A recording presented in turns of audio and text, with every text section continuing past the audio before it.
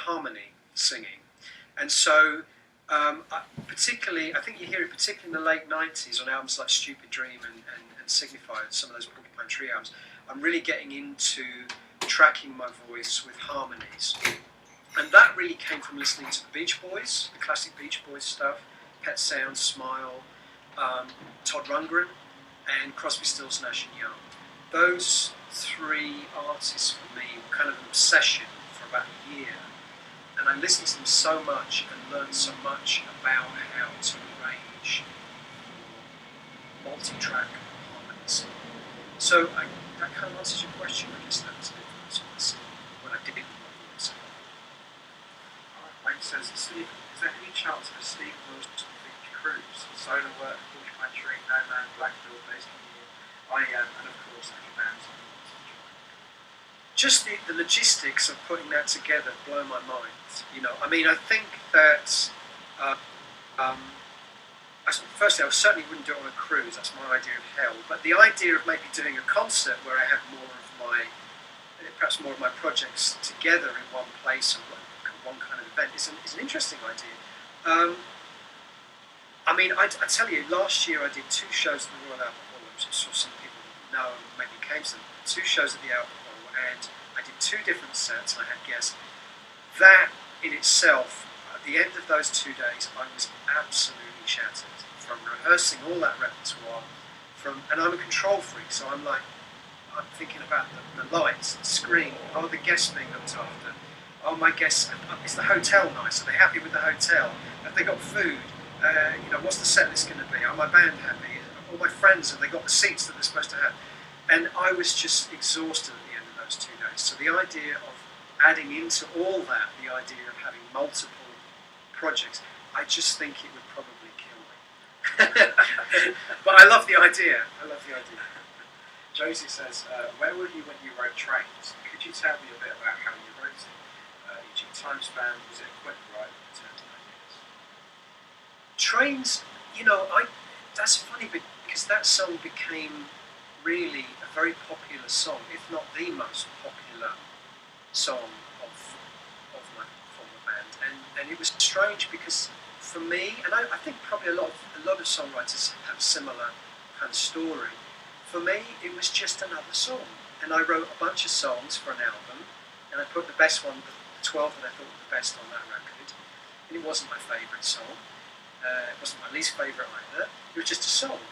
And it took on a life of its own. It became the most requested song at the shows, which is great. I'm very proud of the song. I'm not saying it's not a good song. But the simple answer, but the reason I'm saying all this is that the answer to the question is, honestly, I don't remember. It's 15 years ago now. And I mean, I grew up near to a train station, and you'll see kind of allusions to trains in a lot of my songs. Most recently, Happy Returns, the song Hanking on Raises a Line, which I'm really proud of. The years just pass like trains, and they don't slow down. There's something beautiful about the metaphor of trains. You kind of just watching trains go by. There's something very poetic about that. And even the sound of trains for me, maybe because I grew up near to a station, has a kind of nostalgic poetry to it. And I think Trains probably was my first attempt to try to tap in to that nostalgia for childhood, and nostalgia for a specific time in my life when things seemed much simpler and when the summers seemed to last forever. Now they seem to pass in a moment, which I'm sure has something to do with the British weather, but not only. And I think Trains probably came from that place, but the specifics I don't remember too much about. Zanny says, what's the last thing you do before going on stage, and how do you feel when you start? The last thing I do on stage is I put these things on my glasses to stop them from falling off. Because people probably are amazed when they see me that I'm headbanging on stage that they don't fall off. Well, they don't fall off because I have 2 little clips around the back that hold them in place. Otherwise, it would be very difficult to perform in. And then my band have a little ritual, which I'm not going to tell you about because it's our little secret. We have a little ritual we do before we go on stage. When I walk on stage, usually these days, now I say this because it didn't always used to be this case. I used to be so nervous before going on stage. Even to the early days of my solo band, I was still incredibly nervous, really terrified that everything was going to go wrong. And the last 3 or 4 years has really turned for me. And now I walk on stage feeling like I'm standing in front of the greatest band on the planet. And the greatest show you'll see at this level. I'm not putting myself, okay, you can go and see Roger Waters and he might have a bigger show than me or Muse. But at this level, I think I've got one of the best bands, best shows out there. And that makes me feel really confident now. And I have a confidence walking on stage now that even taking me out of the equation, forget me, everything else is brilliant, and I'm somehow the guy that's privileged enough to be standing in the front conducting this or whatever. I'm not even conducting, I don't even have to do that anymore. Everyone just knows exactly what they're doing. And we have so much fun, and it's fun. I think that's the word, it's fun. And again, I say that as something that for years, literally the first 2 decades of my career, I couldn't really enjoy performing live. It wasn't something I naturally was inclined to do. The whole idea of standing up on stage and having 2,000 people looking at you is bizarre. Just think about it, that's bizarre. You have to be someone with a massive ego to even think that's normal. And it's not normal, but it's fun. And I think if you embrace it, and I've learned to embrace that literally. David asks, any chance of seeing a second Storm Crush? It's funny, I've just read exactly the same question here from Andrew at Baylor. Okay, so I'm going to answer that. The thing about when myself and Michael did the first Storm Corrosion album was we didn't tell anyone we were doing it. I know there was rumours for years, and there was rumours we were going to do some kind of metal album, which was the last thing, by the way, that we would have wanted to do when the time came. I think we wanted to do something completely opposite of what people expected us to do, which is what we did. And we didn't tell anyone that we'd started it, and we both said to each other, you know what, if this is shit, or if we're not pleased with it, and we don't think it's good, then we'll just say, okay, we had some fun in the studio drinking wine and making music, but nothing came of it. And we didn't put pressure on ourselves to make something that we would release into the world. And the same is still true. And let's just say this, I'd be very surprised if we wouldn't at some point get back together in a room with a couple of bottles of wine and try and make music again. But I'm not guaranteeing that we would release it. I think we would only release it if we felt it was good. And we felt that about the first album. We knew it was going to blow a few minds, and we knew it was going to disappoint a few people who were expecting some kind of progressive metal supergroup. And of course it was the antithesis of that. So I think the same is true. I think we'll try, but I'm not promising there will be actually a physical commercial release. Right, Bradford says, how do you feel about the use of auto-tune? Some people say it should be used at all, some say it's okay to use it with moderation. I'm in the latter camp. I do use. I don't use auto-tune. I use something called Melodyne, which is similar. I do use it because you know what? Sometimes you can be, and I say I'm not the greatest singer. Sometimes I can be performing and I'll get a vibe I really like. It's just a bit out of tune, and it's great to be able to not have to go back and sing it more perfectly, but without the feeling that you had on that tape. To go back and just tighten up the tuning. Now, here's the thing, if I can hear it, I hate it. For me, most modern pop music now, I can hear the auto-tune and it drives me crazy. It sounds like every modern pop song has got Stephen Hawking vocals. It sounds like a robot singing. And I know it's almost become like a sound in its own right. People kind of aspire to that sound. But when Radiohead used it on Kid A, it was like this kind of production game. Title track of Kid A, and that's fine. And also I think it's fine to use it, but use it in a way that just tightens up the pitching. For me, it's make it transparent, make it seem like it's not there. If I can hear auto-tune, and it does have a very strong signature, when people overuse it, and I'm not sure sometimes if people are overusing it because they don't know what they're doing, or if they're overusing it because they like the effect of it. Personally, I hate the sound of over-tuned vocals.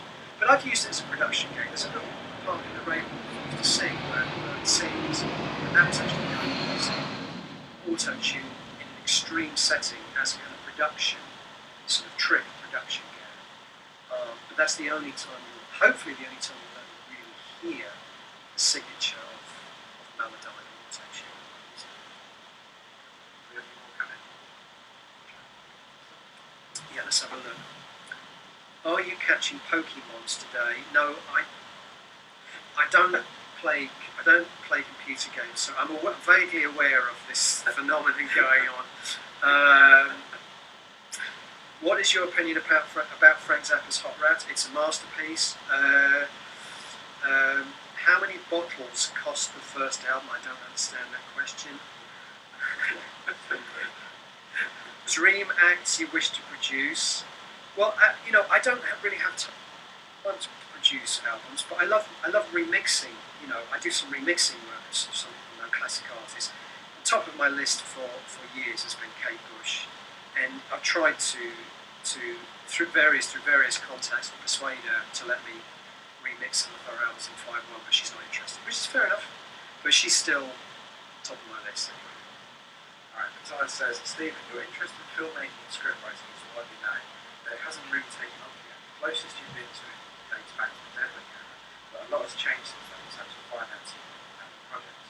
Would you consider crowdsourcing so that your fans and beyond can see a Stephen which is great effect?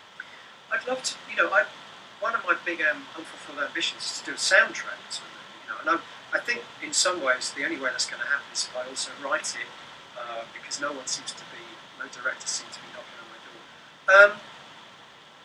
I think again it's a question of time. I don't, my life is very full at the moment. I would love one day to be involved either as a writer, as a soundtrack, acting even, or just involved with production. And I've talked with some of the people I work with, like Lasse and Jess, the animator. I've talked with them about maybe being involved in a project. If they had an idea, I could be involved somehow, production or whatever. I think it will happen. Right now, I'm focused on at least getting one more record done before I decide to do something perhaps different for a few years, like writing or something. And there's always the possibility that an invitation may come. I still keep my fingers crossed. Michael asks, do you think the new media, like video clips, will carry as much artistic value as film music? I don't know too much about that world, so it's difficult for me to answer that. I mean, I think my idea of computer games is still something circa 1991. And I know that there are computer games these days which are very beautiful, very poetic, and very kind of emotionally involving. And I'm just getting a little bit of a window into that because there's an Italian company right now that are developing a computer game based on the song Drive Home, and the video and the characters that I created for Drive Home.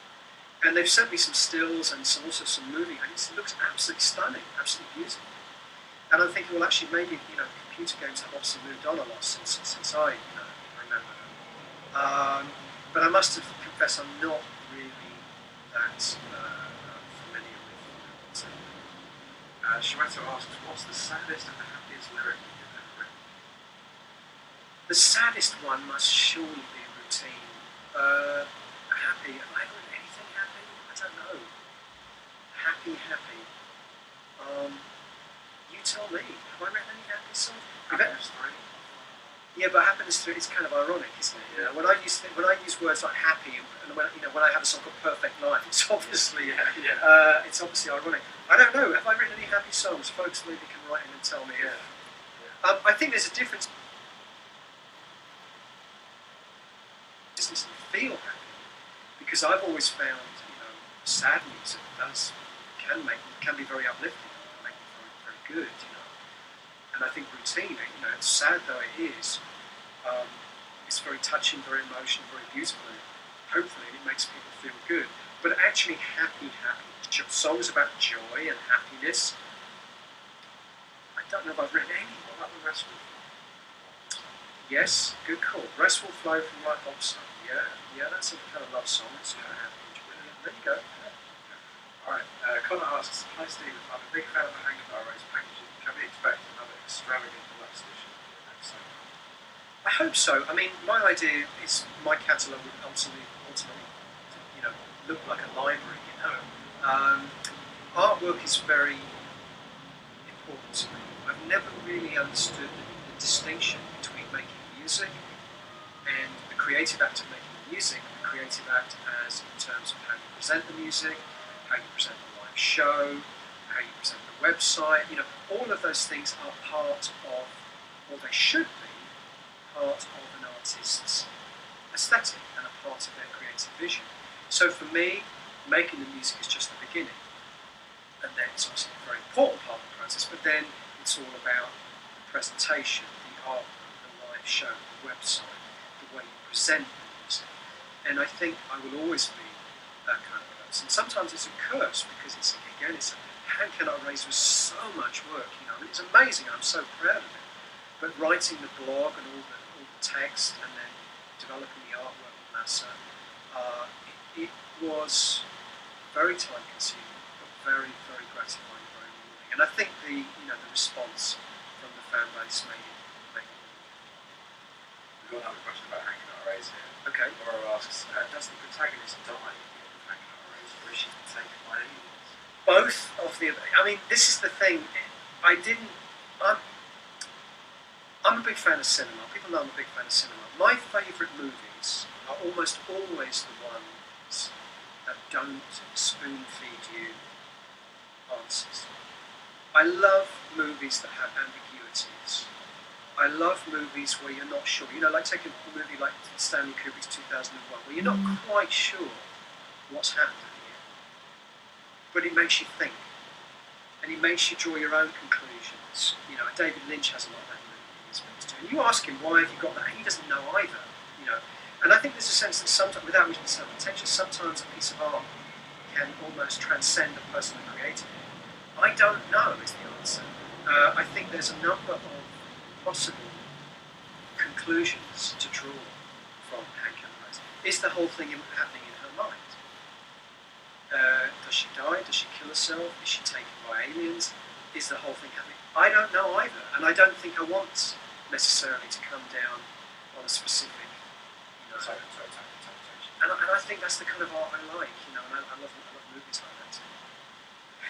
Philip says, since your last album features some really heavy elements in the form of ancestral, would you consider incorporating more metal influences in the future?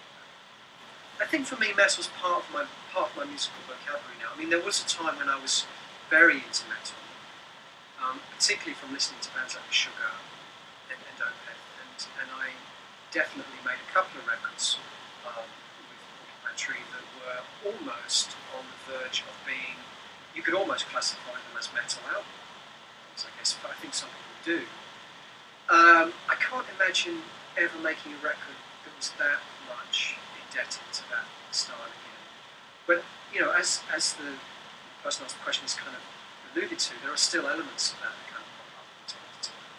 You know, a crunchy riff, a heavy riff. There's a track called Vermilion on which is the last thing I wrote for the last record, on 4.5, which has got a big crunchy metal riff on it too. And I think as part of my musical language, it's going to pop up from time to time. The Ralph asks, do you think your studio makes a huge impact on writing? Would you write something in different circumstances? Sorry, say that again because I was reading a question up there. I was ignoring you. What did you say? The Ralph says, do you think your studio makes a huge impact on your writing? Would you write similarly under different circumstances? I think anything I write is going to sound like me, you know, for better or worse. I've tried to, you know, sometimes I deliberately try to change things up just to make things interesting for me and try to inspire me to perhaps do something a bit different.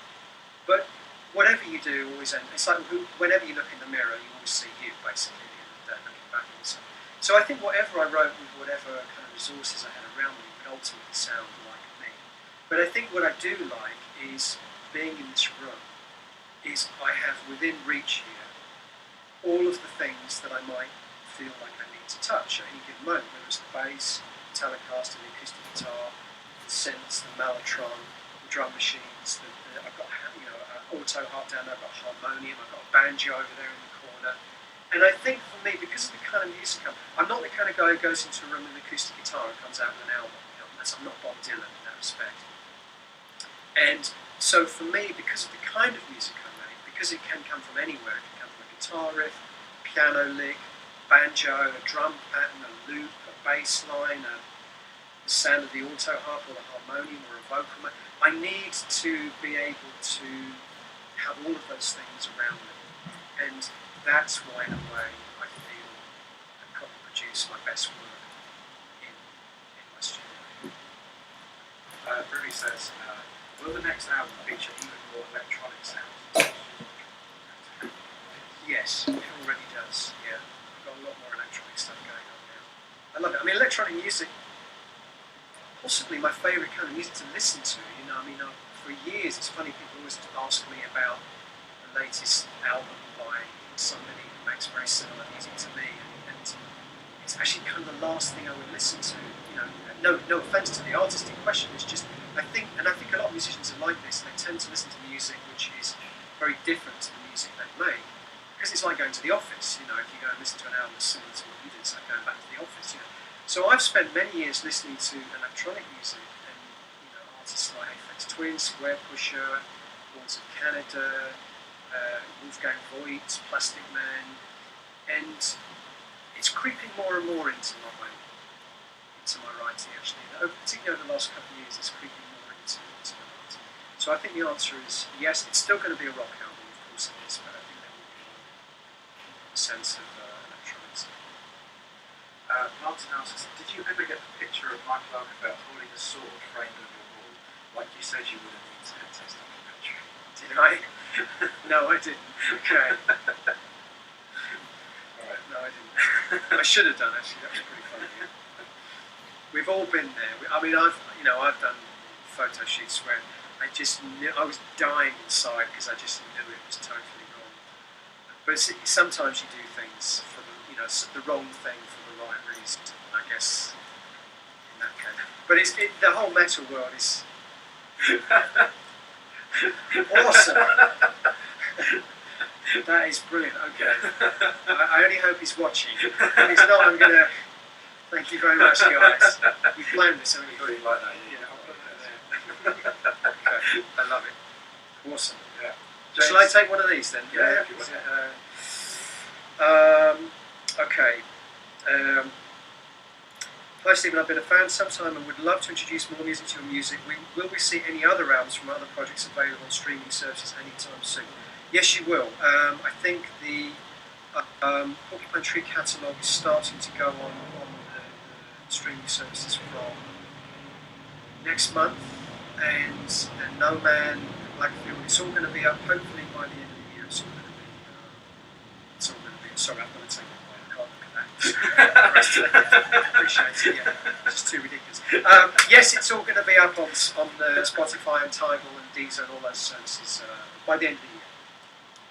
Alright, James says, given that you've said that you feel the saddest music is the most uplifting, and the numerous memes being jokes about your music being depressing, how does it make you feel knowing that you and your music can actually save some people by giving you a sense of expression?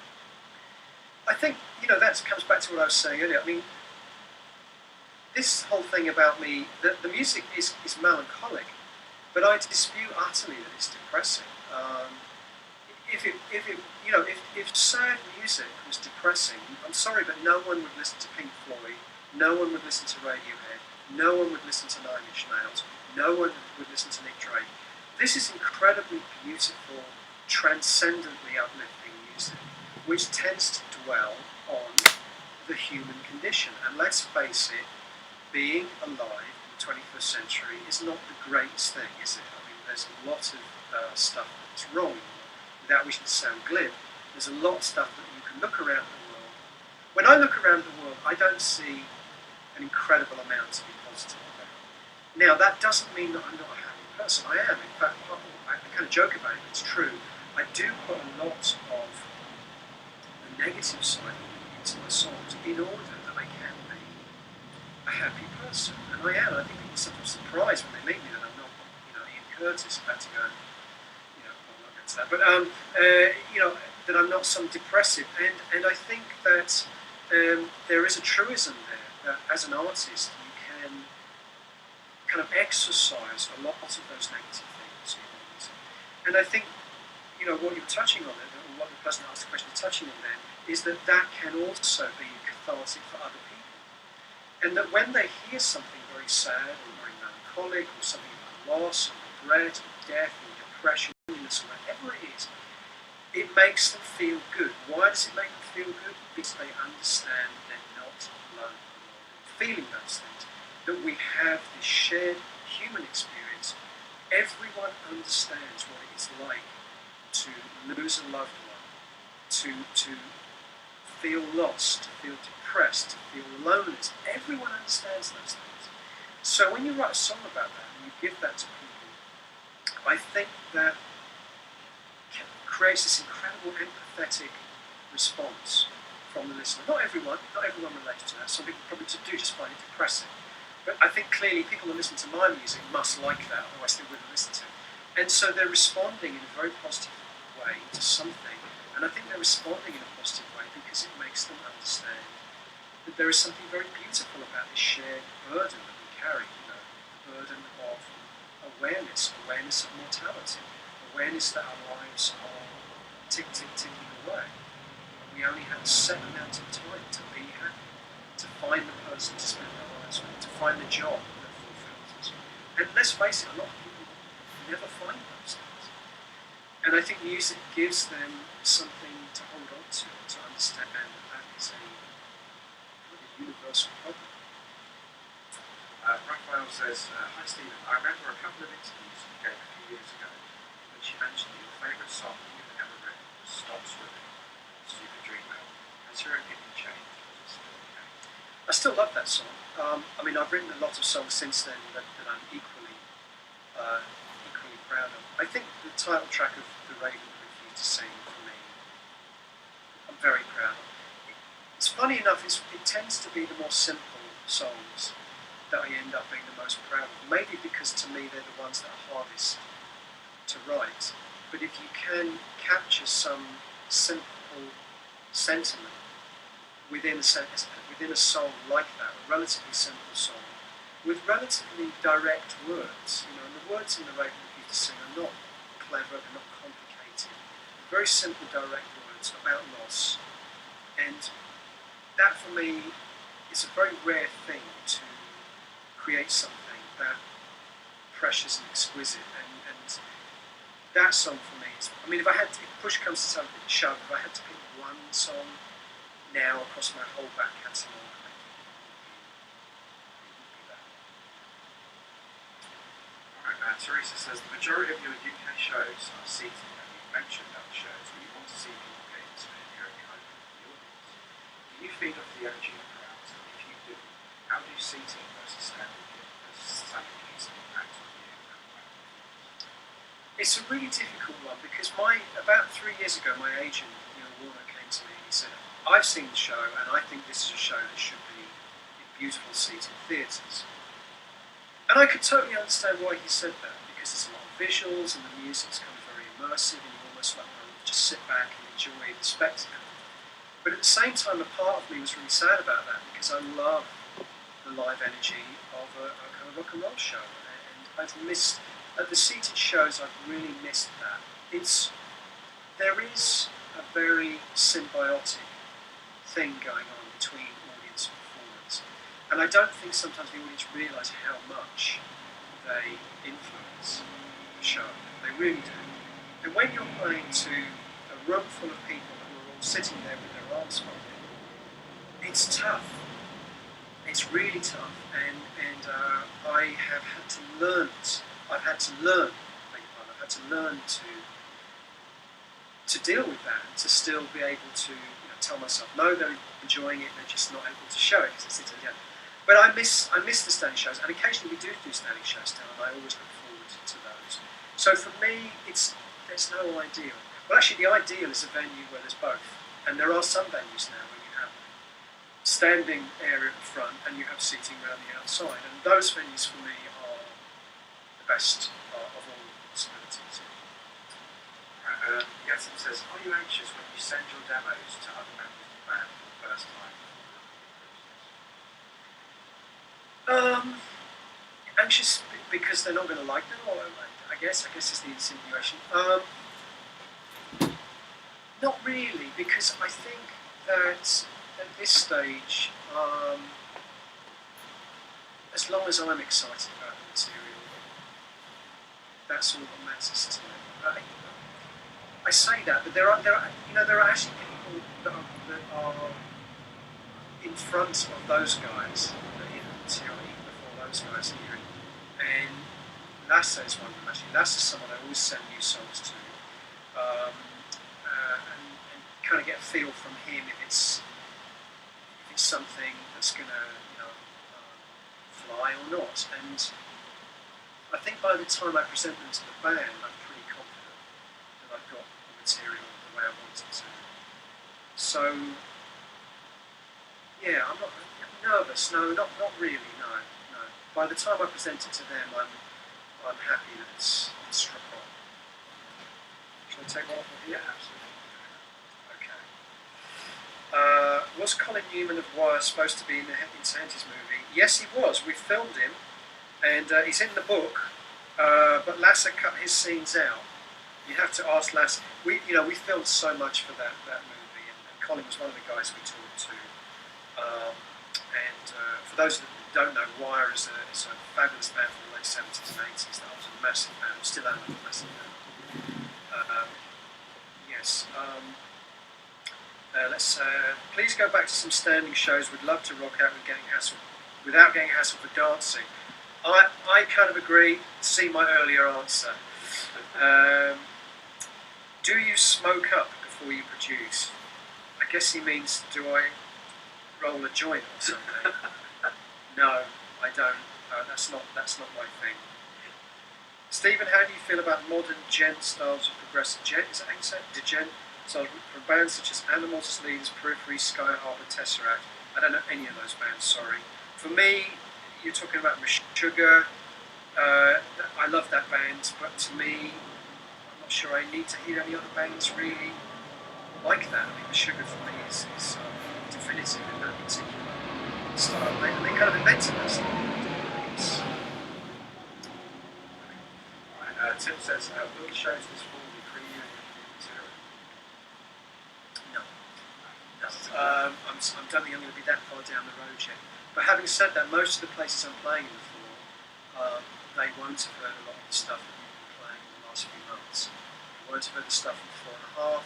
They won't have heard some of the other older songs I'm doing, like Don't Hate Me, Don't Matter. So there's still a lot of stuff that will be new to them, new to those people. For example, I'm guessing this guy is probably from America. Yeah. Yeah. So last time, assuming he saw us on the first leg of Hey Can I Raise, there will be a lot of material that he or she won't have heard us play last time around. But new material now. There's some places actually in America First time ever, yeah. We went to an actual last parade. Right, I get in trouble with this because sometimes I say things like, "Oh, it's the first time I've ever been to Kansas," and then people say, "No, you came here in 2004 on the Deadwing tour," and I'm like, "Okay," and that just shows you that's just symptomatic of being, on a tour bus, and sometimes you're barely aware. You wake up on the tour bus, you go to the venue, you spend all day in the venue, you do the show, you come out of the venue, you get back on the bus, and you're not necessarily aware all the time of exactly where you are. But I know there's definitely some places that I haven't been to. I'm not going to get myself in trouble by naming them, but I know there are some. Sam says, what is with all the hand movements in 2022? Well, the funny thing is, I'm looking at the screen. I've got a screen of me. I can't believe how much I use my hands when I talk. It's best never to see yourself, isn't it? I can't believe how much it's. I don't know. I don't. Actually, some of it is actually signals to the band. Like I have certain signals which means take it up or take it down, or let's go on to the next section, or America, fuck yeah, for Adam. But no, I'm not necessarily aware of it. In fact, I'm seeing myself here, and I'm actually surprised myself how much I am using my hands. So I don't know. It must be something from my past. So I'll take some questions from here. Somebody's asking me about somebody called Devin Townsend. I don't know that person, sorry. for this new record, we have Guthrie and Marco. I don't know yet. I'm still writing material. I'd love to have as many of these guys involved as possible, that I've worked with over the years. And this record is going to be quite a diverse record, so there may be an opportunity for different people to be involved. But I definitely want my current band, involved heavily, because I think we've got a really great chemistry going. Right, Alex asks, love all your work. I was wondering which of your 4 solo albums do you feel most proud of?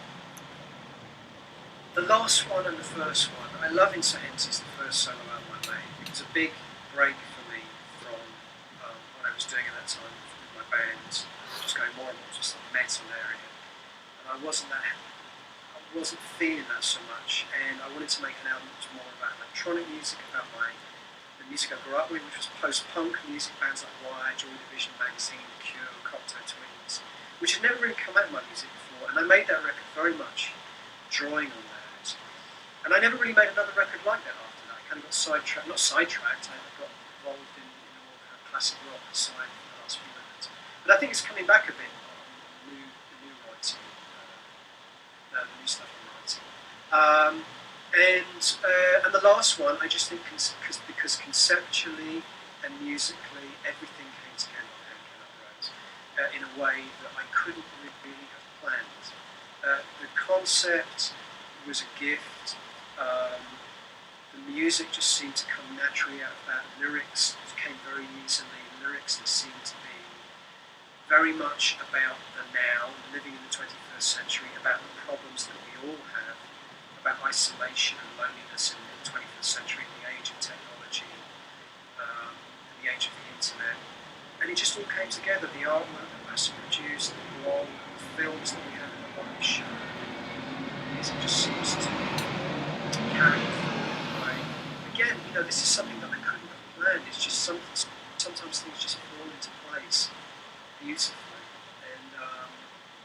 And Robert Fripp has this thing he told me. He said that, and I really believe it's true. He says there's no such thing as musical geniuses. Genius is like a abstract concept that temporarily visits people and then moves on to someone else. And he says that it temporarily visited King Crimson in 1969, the first album, and then it moved on to whoever, Pink Floyd or whoever, Neil Young, whoever.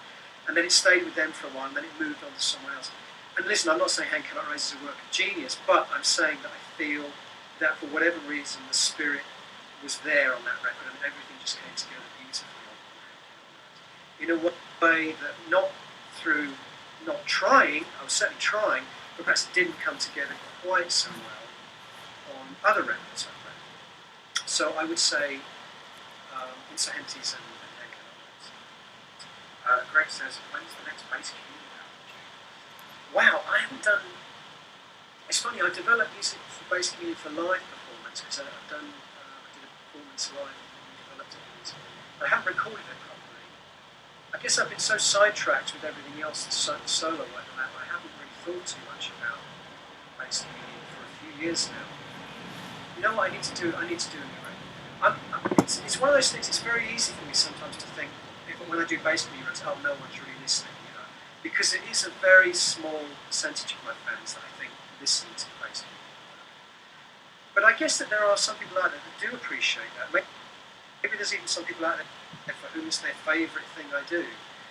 It's certainly one of my favourite things I do. I love doing this, working with pure sound and pure texture. For me, a bit like with the solo records, it's a question of finding something that would be different to everything I've done before. With ambient music or drone music, it's very easy to get into a pattern where you can just, make that music by the yard, And I think it would be a question of finding some kind of instrumental combination or sound that I wanted to explore in a bass communion context. I should do a new record. I'm maybe thinking about that next year. Ethan asks, in our age of distraction, how do you keep yourself so focused? I don't watch TV ever. Don't play computer games ever. And I don't have any kids. I have a dog. But honestly, you'd be amazed. And by the way, I'm not judging anyone that has all those three things in their life. It's fine. But you'd be amazed if you don't have those things in your life, you'd be amazed how much time you suddenly have on your hands. I work pretty much every day, and I find things to do in the studio every day because I'm not having to deal with kids. I don't have kids. That's a personal choice, and I don't watch TV. I like to watch movies, but I don't follow people. A lot of people say to me, "Have you seen this new American show on HBO?" I don't watch any of those shows because to me it's like, why would I spend 50 hours of my life with somebody else? Watching somebody else live their life. I'd rather spend those 50 hours living my life than 50 hours watching someone else live their life. So I struggle with the kind of these shows that go on for season after season, and I don't get into those, and so I find I have a lot of time on my hands. Scott asks, any chance of future collaborations with Mario Stewart from Willson?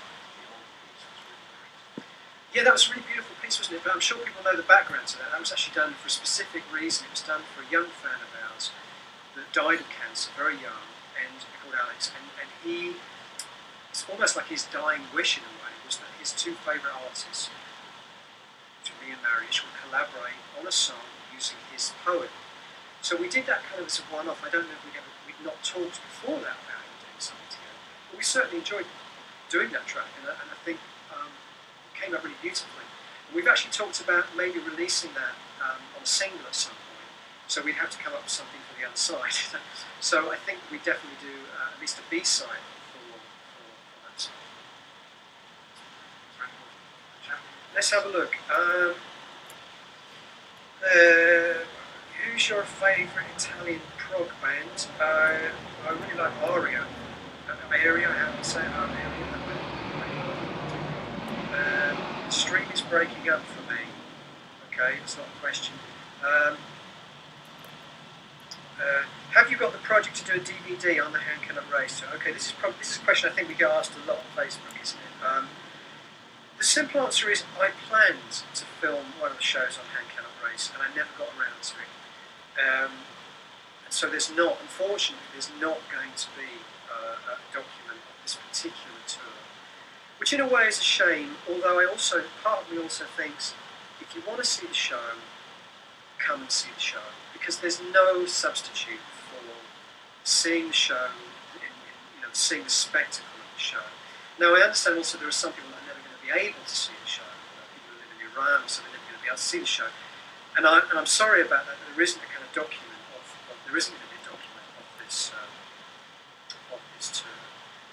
But time has caught up with me, and I never got around to it. I wanted to do something really interesting. I wanted to do something in an interesting location, and we did get as far as budgeting filming in this very exotic location, and the costs were astronomical. So I had to knock that idea on the head. And also, I'm not sure people buy live DVDs anymore. It's a very expensive thing to do.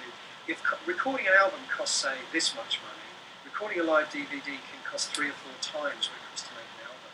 And no one buys live DVDs anymore. The market has basically dropped out completely. If you think the market has dropped for CDs, it actually has, but it's still there. I'm not sure the market for live DVDs is there at all, because people just want to go to YouTube and watch stuff. And so, if I'm looking at spending $100,000 on shooting a live DVD, it's a difficult thing to justify now, actually. Having said that, I do want to do a live document of the current repertoire, but I think it's probably going to be next episode. Right, Roland asks, what football club do you support? I kind of follow Arsenal in the Premiership and Watford also, who are also in the Premiership now. Watford because they're local, they're the most local teams here, and Arsenal because when I left school, I went to work for a computer company, and my best friend at that company was an Arsenal supporter, so I kind of started to get swept along with it, and I've always followed it. And I think Arsene Wenger seems like a very sincere guy. So Arsenal and Watford. Alright, Gaurav says, do you ever consider writing a book about music, or perhaps not? I've started writing about 8 books over the last 10 years and never finished any of them. And believe it or not, I have been approached by some publishers.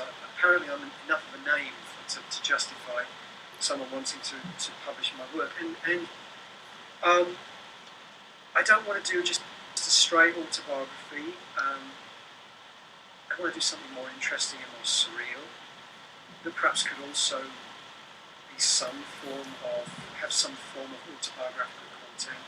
I mean, as you can tell, I like to talk a lot about music, and I think maybe there's a book there somewhere where I talk about my ideas about music, about the way the music industry is going, and my philosophies.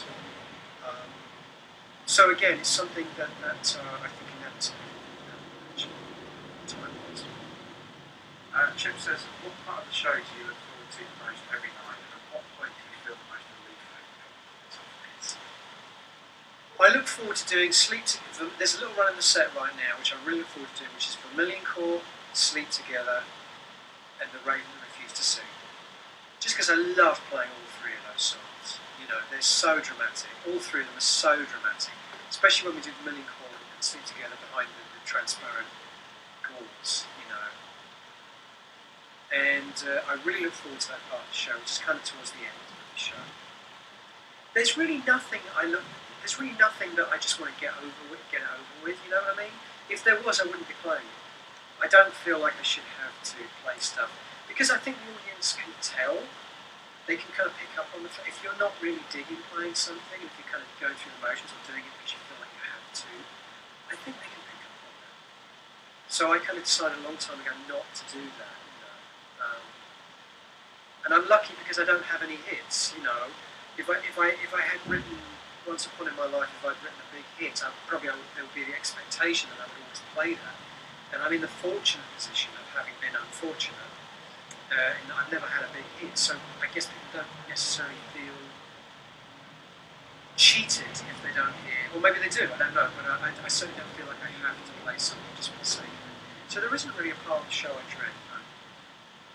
Alright, Richard asks, if Steve wants to have the opportunity to collaborate on a new album project with David Gilmour or Roger Waters, which position would you like to have? Well, honestly, neither, because no disrespect to either of them. I think they're well past the point where they're at a creative peak, and I would rather work with people at a creative peak. I would rather work with Michael Ackerfeld, who's at a creative peak, quite honestly, than as much as I adore the work of both of them, and the music means so much to me. I have to also concede that. All the music they did that really means a lot to me is at least 30 years ago, and I don't think they're ever going to get back to that creative place, and they probably would admit it themselves. So, honestly, neither. I'd rather work with Aphex Twin, Richard James, or Michael Ackerfeld, or Boards of Canada, or someone I feel is really at a kind of creative, like at their peak right now, or Mariusz from Riverside. These guys, I think, for me, are in the prime of their creativity.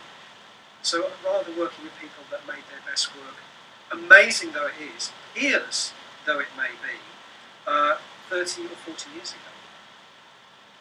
Alright, Brian asks, what is your favourite XTC? All of them. No, they're my favourite band. It's difficult. It's like picking one of your favourite kids.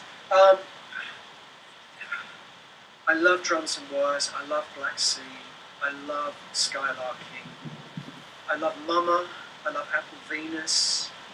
I would have a hard time picking between those five, to be honest. And then I love all the others too, They're one of those bands, I think, and this is kind of in a way comes back to what I was saying about my own catalogue. Every XTC album feels like it has a very distinct sound and kind of world inhabits that makes it distinctly different to everything else in the catalogue. And there aren't many bands like that. The Beatles were one of those bands. So it's tough to pick one. Yeah, we're just over there. So I'm going to ask a question, which is very simple. Cats or dogs? All animals. All animals. No, really. I mean, I have a dog, but I love cats. My mum has a cat. All animals. I'm a great believer that animals have just as much right to exist on this planet than we do. In fact, possibly more so, because they haven't done their best to fuck it up, like we have. And I believe they have just as much right to live on this planet as we do, which is partly why I'm a vegetarian. And I just, I love all animals. We'll take one last question. Yeah, we'll take one last question from you. Let's make it a fantastic one.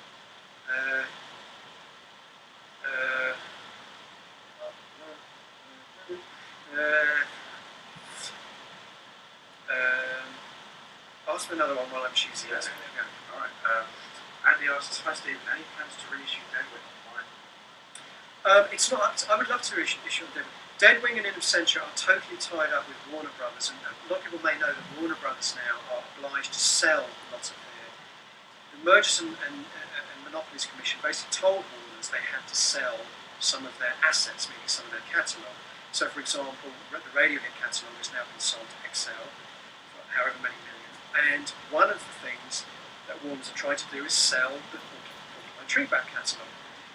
In the meantime, that means no one can reissue it, no one can revamp it, no one can license it, no one can do vinyl pressings. We're kind of stuck with the current editions that we have, which to me need to be remastered and repackaged. And I don't know how long the situation is. It's been going on for years now. So those albums are kind of in limbo, unfortunately. Okay, his last question here. The best show of all time is asked by Yatin, I think you say his name. No doubt, Prince is the best live performer I have ever seen. For me, I think he's the best live performer we will ever see. The guy was a genius, and he had everything. He had charisma, he could dance, he could sing, he could play guitar, he could play drums, he could play bass, he could play keyboards, he could write great songs. He had this concept for a show. He was a fashion icon. He had everything, and I saw him play a few times during his lifetime, and every time it was like, oh yeah, that's how you do it. That's how you be a rock star. And still to this day, I think his show at the NEC, not the NEC, the O2 in 2007, where I did 21 nights. And I saw a couple of those shows. That's still the best show I've ever seen. And it's hard. It's hard to play a show to 15,000 people and make them all feel like they're part of this big party. And he completely genius. Okay. Yeah. Thanks so much for everyone for watching. Thank you very much, guys. I hope you enjoyed it, and maybe we'll do it again sometime. If you tell me you enjoyed it, then we'll do it again. If you tell me you hated it, then we'll just think of this as a big mistake, and we'll never do it again. My keyboard's gone off. The volume's down. Let me just get my... there you go. It's my new direction.